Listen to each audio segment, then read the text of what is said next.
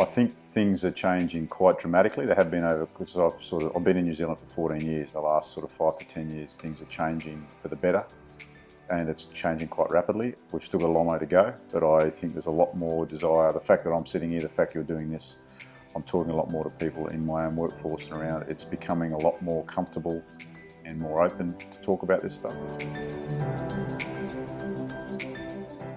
When I was younger, we just never talked about this stuff at all. It's a case of, toughen up and get on with life, mate. What's your problem?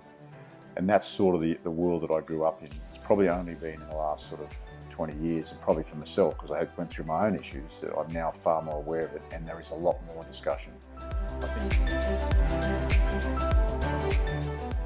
the small business offers its own unique challenges, because I've been in both. The lines between your business and your life and your own success and the business's own success are blurred to the point where those lines don't exist. They are very much intertwined.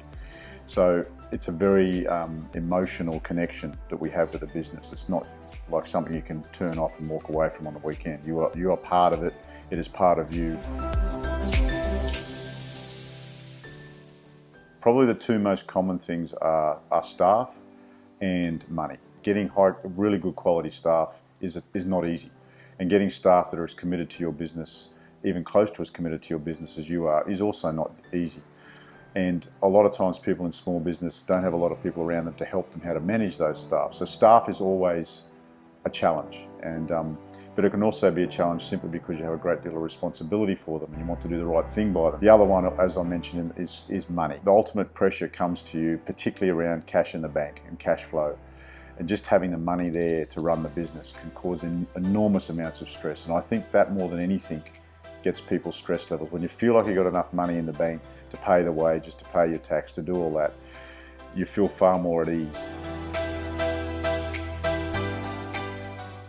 Very commonly, it'll be a husband and wife or a partnership that's involved in the business, either shareholders and so there's also a business relationship, and you're trying to manage that in a professional way. The fact that usually most people are putting their own money into the business, and oftentimes they're tying it to their asset, their personal family home and their assets. And then just like all of us in business, and that's the same in big business, it's just a sheer lack of time that we have to do all the things we want to do. And that can eat into your personal side. So oftentimes we put our relationships on hold.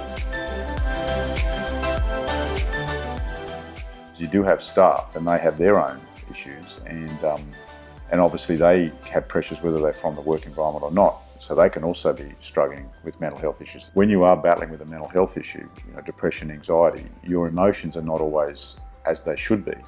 And that ups and downs in mood and response and interaction with other people around you can wear thin with a group of people, especially a small group of people, and it can add a lot of pressure to the work environment. There is a lot of help out there, but I just don't think we're yet ready to, or we know where to go to when we are struggling as much as we should.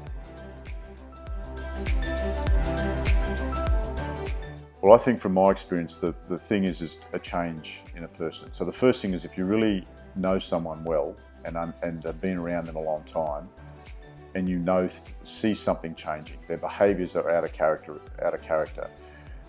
When they're normally an outgoing person, they become withdrawn. A natural temptation when there's silence is to interject and feel like we have to fill that silence and say something, when sometimes all you want to do is sit there and listen. To me, the key message for everyone is that we've got to be kind to ourselves.